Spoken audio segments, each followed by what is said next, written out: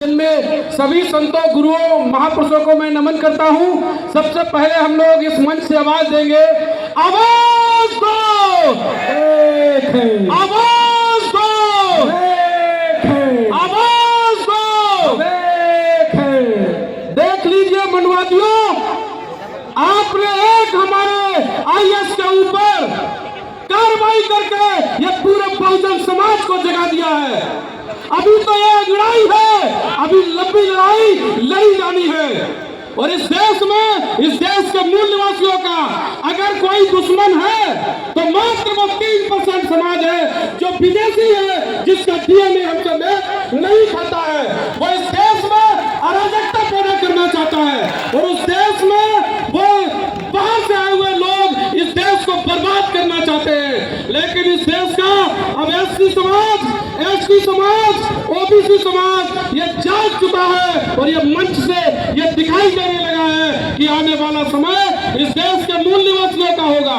और मैंने आदरणीय संतोष वर्मा जी से डेढ़ महीने पहले, 2 महीने से पहले हम लोगों ने बात करना शुरू किया। लगभग 150 मीटिंगें हम लोगों ने की हैं। भाई जेस के राष्ट्रीय अध्यक्ष लोकेश मुदलिया जी, भाई पवन डावर जी, जब हम लोग उज्जैन में थे हमारे भीम आर्मी के साथी, हम लोगों ने मिलकर वहां हर कार्यक्रम को पूरे मध्य प्रदेश में ज्ञापन देने का पहले काम किया।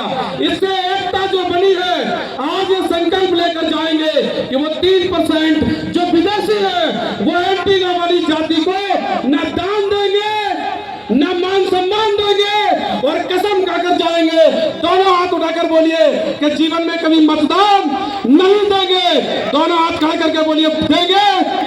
तो इनको हमको मतदान, दान और सम्मान देना बंद करना पड़ेगा। अगर ये 3% लोगों को हम इस देश से, राजनीति से, सामाजिक से और आर्थिक रूप से कमजोर कर देंगे तो ये अपने षड्यंत्र करना बंद कर देंगे।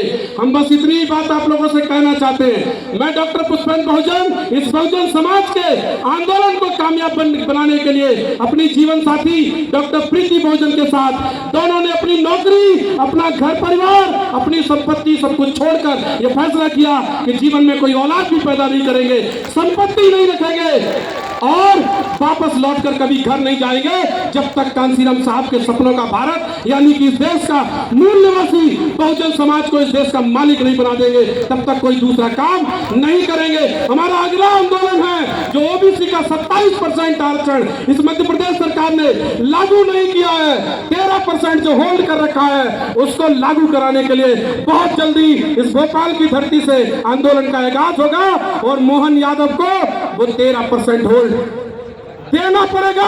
और चाहे वो मोहन भागवत को घेरने की बात हो, उसके लिए भी 22 तारीख का ऐलान हुआ है। तो मोहन भागवत की नींद हराम है क्योंकि हमारे लोगों ने आरएसएस के हेडक्वार्टर का घेरने का भी ऐलान कर रखा है और वो 22 जनवरी का आंदोलन है। तो मैं आप सभी साथियों से निवेदन करता हूँ, ये कोई एक संगठन, एक पार्टी या एक नेता का आंदोलन नहीं है, ये पूरे बहुजन समाज के मान सम्मान और स्वाभिमान का आंदोलन है। तो बताइए, संतोष वर्मा के सम्मान में सभी लोग बोलिए, हम सभी मैदान, संतोष वर्मा जी के सम्मान में, संतोष वर्मा जी के सम्मान में बहुत बहुत धन्यवाद।